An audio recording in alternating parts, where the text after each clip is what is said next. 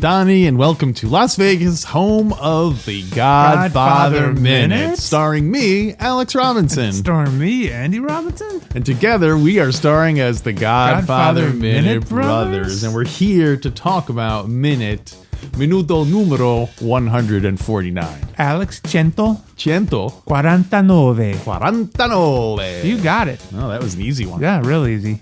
Well, if it's 49, it must be minute 149. It is. Alex, why did you say welcome to Las Vegas? I don't know. I just want to make people feel like they're in a relaxing party environment. Okay. Because we're in this minute, we're in the Don's garden. Maybe physically, but not mentally. Ah, got it. All right. Welcome to Long Island doesn't have the same ring to it. Welcome to my garden. Yeah. The magic Don garden. The only way you can get entrance is you got to whack someone. You got to make your bones before you're allowed in here. Play with the big boys. Minute 149, as you said, it's the Don and Mikey having a little heart-to-heart. Mikey boasts about his son's preternatural ability to read the newspaper, but Don can't stop worrying about all that his youngest boy will have on his plate. Mm-hmm. He begins to explain that he knew Sonny was going to have to deal with all of this, but Fredo is too dumb, and despite being the older brother, he will be stepped over. Yeah. Yeah. So that's what he says when he says, Fredo. Yeah. That's basically what he's that's the saying. Dialogue. He doesn't go into all of that. Yeah, no, he doesn't go, but I was reading the subtext of it. Yeah. The dialogue is very sparse in this minute. Yeah. There's a lot of time Michael watching his father think, Don Corleone reflecting but not speaking. Yeah. It's solid minute, but not a lot of dialogue. Well, and also it really shows you that they are men of few words. These mobsters, mm-hmm. They're not the types to. That's why I'd be a terrible mobster. I'm not comfortable. I'm a great podcaster because I'm uncomfortable with silences, but I'd be a terrible mobster. Yeah, you're they call you Chatterbox. Hey, Alex Chatterbox. You talk too much to be a mobster? Yeah. Do you think in this minute Michael's not saying much and Don Corleone's not saying much because they've both been raised to not really share much for the fear of revealing something that could be used against them? Well, it's funny you mentioned that because one of the impressions I got from this minute is that this is basically the Don who's been a control freak for his entire life, mm-hmm. like struggling with letting go of that control. Because if you think about it, like him saying, Mikey being like, "I'll take care of it, Pop. I'll take care mm-hmm. of it." Don never had a father like that who, like, he never had anyone who he could hand things off to or trust to do it. You know what I mean? He was always mm-hmm. taking care of himself. Yeah. So I think it's interesting that he's having a hard time giving up that. It's just like second nature to him to keep very, like you said, I'm sure they weren't a talkative household. Sonny, though, seems like he's pretty talkative. Yeah, a little too much. Yeah. He's the one who got him into this mess. Santino Chatterbox. That lip. Sonny the Lip Corleone, they call him.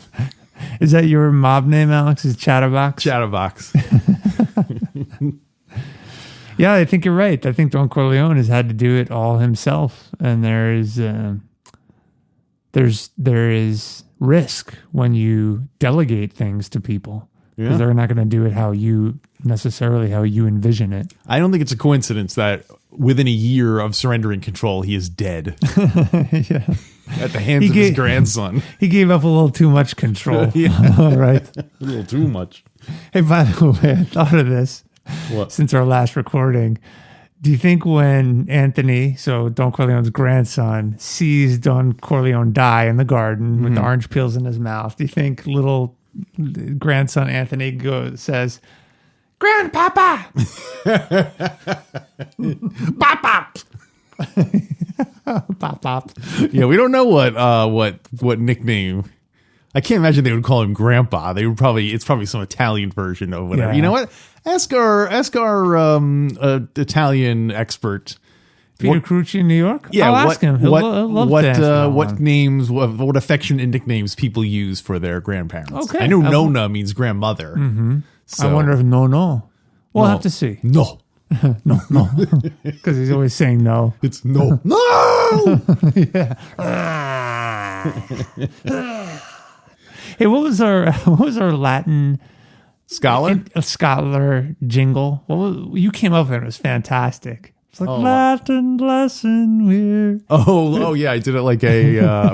It's funny because I was about to just make one up, and my instinct was to go like Latin, like a samba, because he's a Latin expert. I get it. Do you remember what it was? I can go back and listen to it. Yeah, I want to record it because it's really funny. Latin expert Pete Carew. She is a Latin expert. All right, that was okay. It was a little better last time. It was more inspired. It's always going to be fresher the first time. I mean, it rhymed, I think. You nailed it last time. I think that was the melody, though. That's the generic public domain melody for anything church. Well, any church comedy. It's probably, from like Monty Python. I think probably from Holy Grail is probably where I got that from. Yeah. Immobiliary stock is down. Michael Corleone wears a frown. But the Pope survives, and we tell the whole story of GF3. It's like we didn't start the fire, but I love it. Told in a Latin. Yeah, we should retell in our own words GF3 to some song. Well, there's two. Would we do it through We Didn't Start the Fire? Well, if we're going to do We Didn't Start the Fire, I would want to do all three movies in one thing. Yeah. That's a great idea. But alternately, we could do like Weird Al. He did a parody of American Pie and made it about Star Wars. That's right. Yeah. So we could do like American Pie, but make it about anything that has a long. We should do Hurricane, that Bob Dylan song. Make that about the guy. That's great. Some other long rambly song that has a lot of different. This is the story of Don Corleone. He made a business all his own. I love that. I love that song on that album. Yeah. I think that that's currently one of my favorite Bob Dylan albums. Oh, it's a masterpiece. It's a masterpiece. So speaking of masterpieces, the very beginning of the minute, this is an iconic line, certainly on our show. For us, yeah. Yeah, where the Don goes, reads the funny. I didn't realize he says reads the funny papers. Yeah. He doesn't just say funny papers. Yeah, I know we've been misquoting it all this time. And this minute, as soon as you press play on this minute, Michael says, funny papers. And then there's a pause, and Don goes, reading the funny paper. It really highlights that dialogue. The look on the Don's face, yes, it's the biggest smile you see him have. I wrote the look of bliss on Don's face when he thinks about the funny papers. Is he blissful because he's remembering his experience reading the funny papers? He's remembering a specific Beetle Bailey comic strip that he read right after the war. Well, I'm not going to say. Well, Beetle Bailey, I don't know. The funny papers. Like that time when I was hanging out with Natalia and we read the Beetle Bailey comic strip. Well, I don't know. I don't think he would like Beetle Bailey because he risks his life for strangers. Oh. He'd like the family circus. Yeah, right? totally. It's all about family. You spend time with your family circus? A man who reads the funny papers and doesn't read the family circus can never be a real man. And then later on, Mikey's all worried because he's like, Mom, all the circulation of the funny papers going down. Is it possible they would cancel Family Circus? No, they would never. You can never lose Family Circus.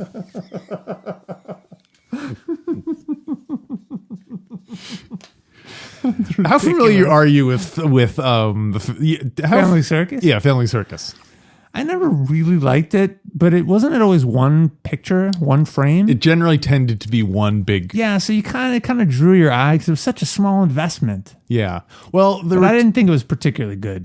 Well, there were two things there was one gimmick I liked that they did in the Family Circus, which is that they would have like show you like Billy's day, and they would show like the whole house, and it would be like there'd be arrows. You follow it around to see where one of the characters went. It was kind of like a map, but yeah, but generally it was pretty cornball stuff. But one of the things they did that is that they would do something like there would be a broken toy on the floor, and the mother would be saying like, "Who broke this toy?" And they would be going like, "Not me." And the kids would be all shrugging innocently, and then there'd be like a ghost character called Not Me. Like he has "Not Me" written on his shirt. And so they were like, "Not me," someone else. Like there were like 3 ghost characters that they were always like, "What time?" You know, like. And so those ghosts really did it? The kids did not do it? It's unclear whether the children literally think the ghost did it, or whether the ghosts actually did it, whether the children think that ghosts did it, or whether or not they're just making this up and they're the cartoonist is illustrating like, oh, every time something happens, they blame it on Not Me. Oh yeah, so that's kind of creepy. Yeah, it is kind of creepy. Yeah, if it's the previous explanation that there are really ghosts living in the house. Yeah, the ghosts of murdered children. Yeah, because the actual Family Circus kids are well behaved. Yeah, it's just these ghosts. The kid, one of the children was murdered, and his last words were "Not me, not me," and then he got murdered. So now he's a ghost that haunts the Family Circus home. Well, what were the other things that the other 2 ghosts said? I have to check, but they were like progressively more contrived. Like a Who's on First style thing, like, someone else. We'll have to look it up. You know what? We asked, we answered. We'll find out what the names of the. So anyway, we have 2 things now. So we have the Family Circus ghost, and we also have Peter Carrucci. What are we going to ask him, Alex? We were going to ask him what do Italian people call their grandparents? Okay, You got it.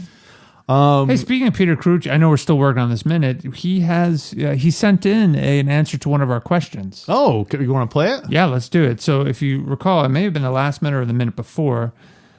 We asked Peter Carrucci, our Latin scholar from New York City, how do you pronounce Z's in Italian? Remember, because I kept saying Barzini. Oh, right, Bartazzini. Yeah. Oh, you kept saying Puzo.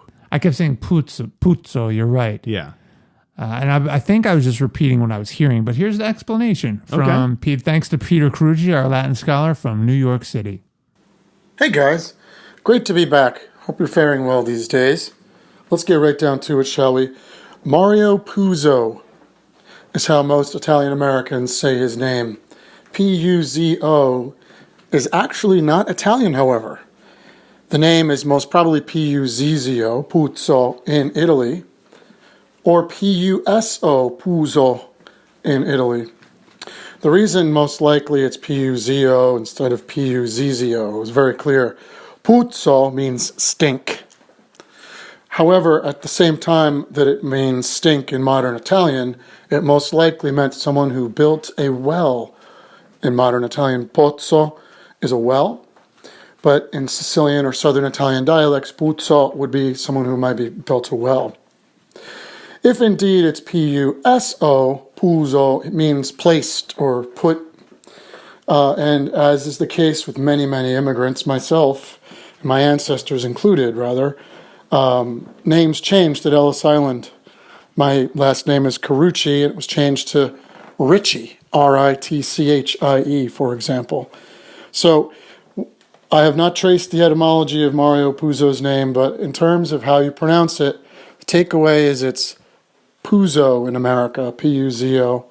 If indeed, as Andrew says, it had 2 Z's, it would be Puzo.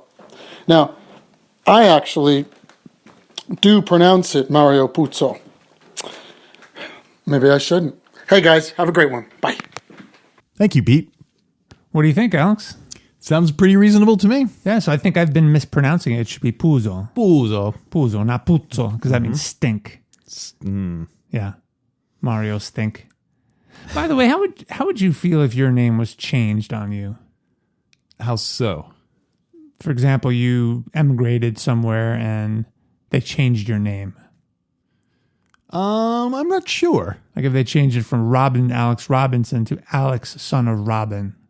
In a way, I kind of like it because if I'm moving to a foreign country, I'd almost look at it as like, you know what? I'm starting over. Alex Robinson is dead. Now I'm Alex, son of Robin. Mm-hmm. So I kind of would like it. Okay. Although I'm a little disappointed with that one because it's just turning it into English. Yeah. I thought you were going to say, I would go as Robinson and then I would leave as, Alex Puzo. Robincioni or something like that. Yeah. Maybe to make up for all of the names that were changed from European names to English or anglicized names. Mm-hmm. Maybe we should reverse course for a little while. And make names more ethnic sound. Yeah. I like it. The hospitals are required to have a certain number, a quota of ethnic sounding names. Well, I guess, sort of like, Emilio Estevez. Yeah. Like he kind of pioneered that of saying, like, you know what? I'm going to use my father's original name and not go with the whitewashed name. Yeah. Well, thanks, Peter Carrucci, our Latin scholar from New York City. Cue Latin scholar music. Countdown, guns and cannoli. Countdown, won't be seeing Paulie no more. Paulie betrayed me, he got a cold and then didn't show up to work. I thought Paulie was a good kid, but it turned out he was the stupid jerk. I'm talking about a countdown, guns and cannoli. Countdown, you won't be seeing Paulie no more. You gotta leave the gun to send a clear message, or else you might lose your life. And whatever you do, take that cannoli. Don't upset Clemenza's wife. We're working on a countdown, guns and cannoli. You won't be seeing Paulie no more. How many minutes left? How many minutes left? We're doing the countdown. How many minutes left? How many minutes left? Consigliere. How many minutes left? What else do you have with the minute, Alex? Well, getting back to the funny papers for a second, I wanted to. You asked why the Don looked so pleased, and I know it probably was not intentional on Coppola's part because I don't know how familiar he is with the comics business, but the 50s was really when the comics page in the newspaper was really going through a transition because with the rise of television lowering. This was the 50s were the beginning of a decline in the newspaper business that we see today. That's still newspapers are probably within 10 years are not going to be published on paper, anymore. So in a way, the Don is kind of like nostalgic for an old form that is dying out. It's like, funny papers. Like he probably grew up reading, probably learned English reading like funny papers and stuff. So he probably has, and a lot of early comic strips dealt with immigrant, they were very immigrant centric stories because they wanted to appeal to immigrant readers. So they had a lot of stories that dealt with a lot of different ethnic groups and stuff. So why did they want to appeal to ethnic readers? Just because New York City had a lot of immigrants living in the city, and the more people you could get to read your newspaper, the better it was. So, did they have a lot of more different newspapers then? Oh yeah, I mean, not compared to 2020, but compared to 20 years ago. Yeah, I would say probably like the 30s was probably like the peak of. So would they have a newspaper that had Italian themed funny papers? I'm gonna guess so. I mean, there are still Italian newspapers being published. Yeah. OG. Yeah, but I'm guessing back then there probably were a lot more ones that were directly for. Although I don't know, they might have just imported Italian papers, but yeah, I'm not aware of any comic strip specific. That's an interesting idea. Most of the ones I see are just English, but that's an interesting question. Yeah. So the funny papers. Yeah, we finally made it. Classic line. The funny papers. See, that's something that I wonder if. Like 20 years from now, are kids going to know what that means? The funny papers. Probably not. They're probably going to think it's like a political, like a slam on the media. Yeah. They're going to think it's what you roll your doobies in, right? Funny papers. We used to smuggle in panels and borders with your father. That's why the Don's laughing, because that's what he thinks Michael is talking about. Funny papers, yeah. Mainstream media, huh? Can't trust anything they say. I met funny papers. That's great. Reminds me of that time I met these two fellas Cheech and Chong. Oh man, I tried to get him a job, but they just couldn't get there on time. I kept knocking on the door, and he's like, Dave's not here, man. And I was like, what? What are you talking? What is this nonsense? I don't want Dave. Yeah. They tried to get me to sell the reefers, but I told them the business is a little dangerous. All that political protection would run for cover. A lot of money in them green leaves. So which funny papers do you think Don was a fan of? Ooh, what comic strips? At least of the comic strips you know of. Oh, boy. So you said no to Beetle Bailey. Well, because he doesn't like the fact that Michael joined the army. Yeah. But aren't they making fun of Beetle Bailey in the comic strip? Isn't it a dysfunctional army? I haven't read it in years. Yeah. Well, actually, the real reason is probably because I don't know if Beetle Bailey was published in 1954. But of the ones you know about. Well, Peanuts just started then, but I'm gonna say that Don's like an adventure man. He probably liked. He doesn't strike me as someone with I guess he has a sense of humor, but. Mm-hmm. What about Andy Capp? Yeah, no, I don't I think. barely remember that one. I don't think he would read it. I don't think Andy Capp would have made it. See, Andy Capp was part of the new generation of comic strips. Comic strips used to be much bigger, so you could put a lot more detail and stuff into it and tell a lot more story. But starting in the 50s, they started getting smaller and smaller, which is why comics like Peanuts, which are very simple, are better suited for, because you don't lose. There's no detail to be lost really compared to the olden days. I just remembered when we were kids, our newspapers did, maybe the Saturday or Sunday ones came with a whole funny paper section. Oh yeah, with several pages. Yeah, the Sunday. I totally forgot about that. Yeah, the Sunday ones was definitely the color. All right, I'm going to say a comic strip. You tell me if the Don liked it or not, or you tell me who in the family would like it. Okay, and if the Don would like it or not. Okay. What was the one? It was kind of like a Robin Hood or a Game of Thrones type thing. Prince Valiant. Prince Valiant, no. So he would not like it? No. Would Carlo Rizzi or anyone of them like it? Maybe Tom Hagen. He does risk his life for strangers, Prince Valiant, doesn't he? Well, and also Prince Valiant is unusual in that it doesn't have the traditional comic, like there's no word balloons or anything. It's just text describing what's going on. Oh, okay. And I think that would require a lot of reading. So I feel like Tom Hagen is probably the biggest reader of the group. So yeah.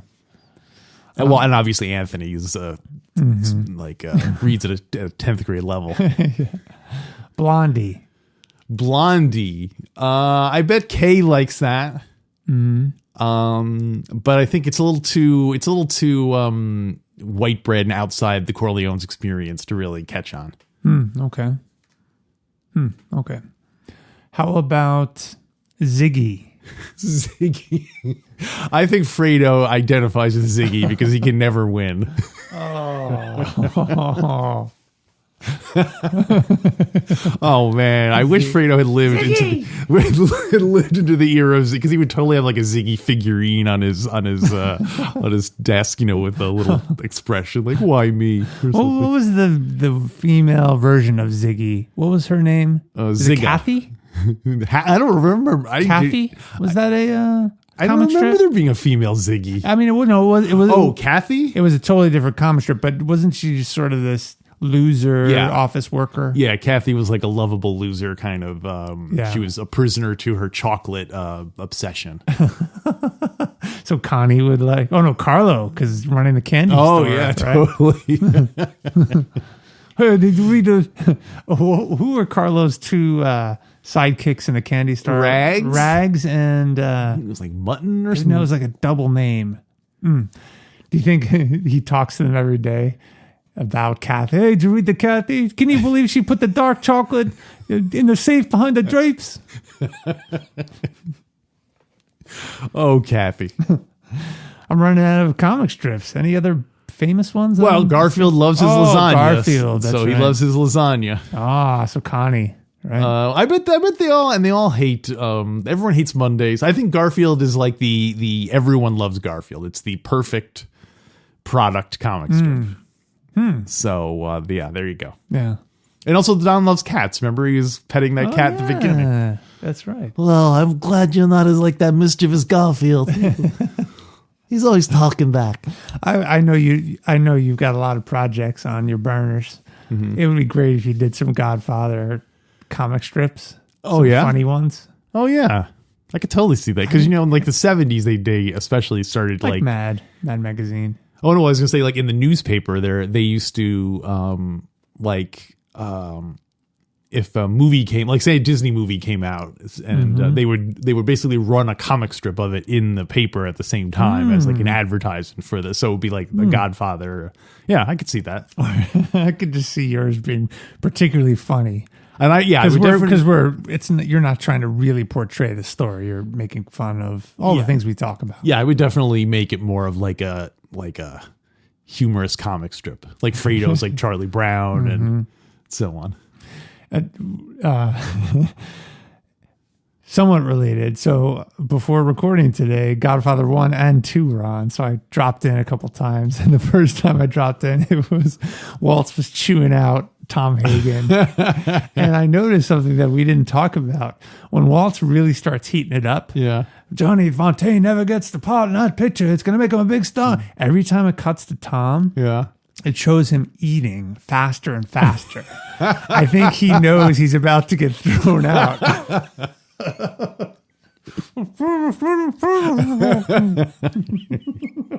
Never like putting food in his pockets. He knows he's gonna have a long trip back, and he just got there that morning. This is his only meal. Can I get a to-go box? My last note had to do with when the Don says, "Make sure you get a telephone man in there to monitor all the calls that are going."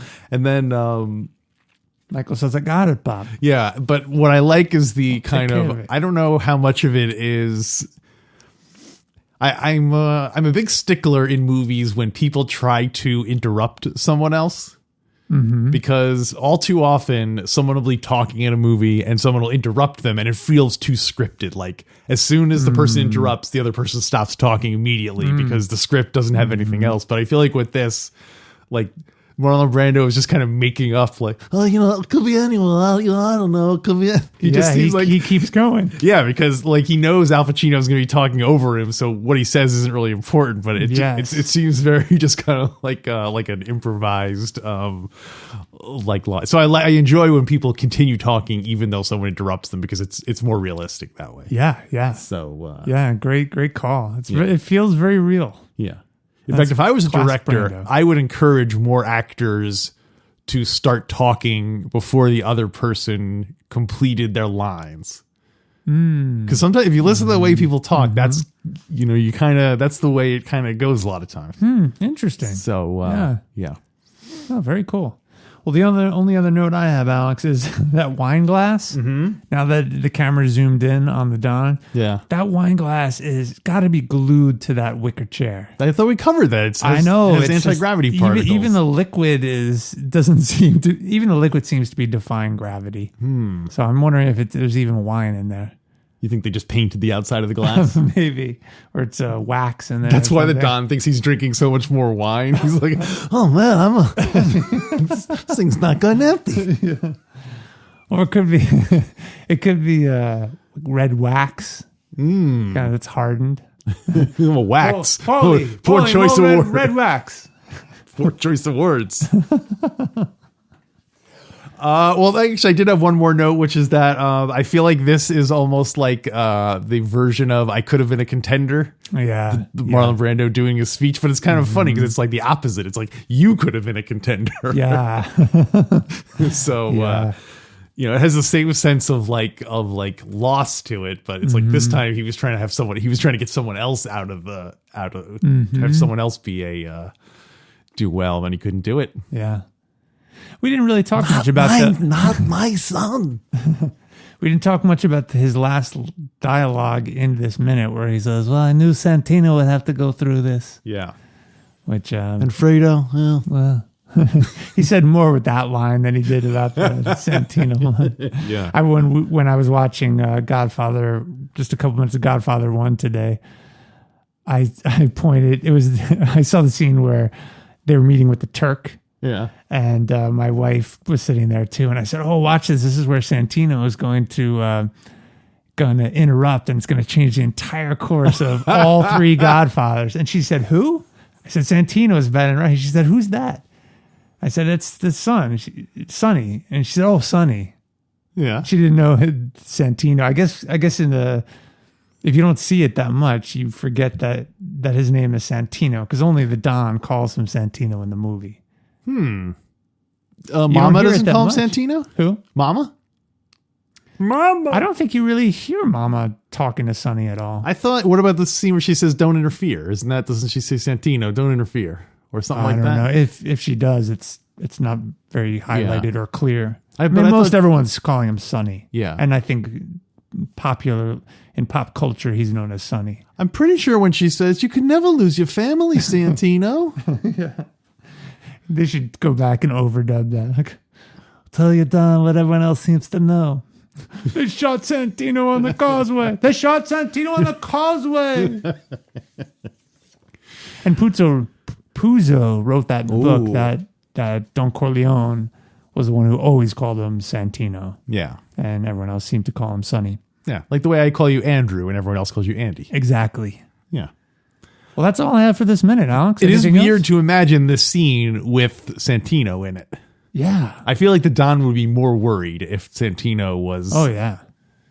As much as, although I don't know, because that's an interesting. Like we know Mikey is a cold-hearted snake, but the Don clearly seems like he's having a little bit of trust. He's like doesn't, obviously as we mentioned, he's not quite ready to let go entirely. So I wonder if If it were Santino, would he be more at confident ease? because he would have been training him all along. Yeah. Maybe. I feel like if it was Santino, he'd be coaching Tom Hagen more because he knows that he would need a good consigliere. Yeah, you're right. So Yeah, I think you're right. so should we rate this sucker? Yeah, let's rate it. All right. Well, I think now that I mention it, I think we already pre-rated this last week, so I don't think we have to rate this one. Okay. So, all right then. Well, stick around for the bonus content. We got some great stuff coming up. I will answer the question about the Family Circus ghosts. And I want to call attention to the fact that we've added some new designs to our merch store. We added 3 new designs. We added a Bonacera shirt, a Frankie Five Angels shirt, and a one that has a medley of characters on it. So Excellent. if you go to comicbookalex.com, that's my website, and you'll find a link there to the merch store where you can get all that stuff. I've seen them all and they're fantastic. I particularly like the Bonacera one because he's a character that is not typically highlighted. Well, based on the success we've had in with our Star Wars Minute merchandise, we tend to find that if you do deeper cut characters or references, not many people will get it. Not many people will understand it, but the people who do will really love it. Yeah. So we're going for that hardcore niche. Oh, that's great. Well, if you're hardcore and listen to this podcast, you're going to want that Bonacera item. It's awesome. Yeah. So, and we'll be hopefully adding some more stuff during the coming weeks. So, I just thought of another drawing or T-shirt. What's that? Paulie Gatto disappearing since 1946. Oh, Paulie, you want to? I thought you were going to say Paulie's dance, Paulie Gatto's dance school of dance. Oh. It's great that we've created this reputation for him. Yeah. Although it was sarcastic. It was Clemente saying, "What are you, a dance judge?" So, but that's what put the idea. Did that put the idea in Paulie's head, or was Paulie a dance judge and he just let it slip and he was like, "Oh man, I've been being too critical with my dancing. I gotta dumb it down a bit." All right, so I guess Paulie, more anti-gravity wine. All right, so that'll wrap up this minute 148. 9. 149. 149. And so until next time, read reading the funny papers.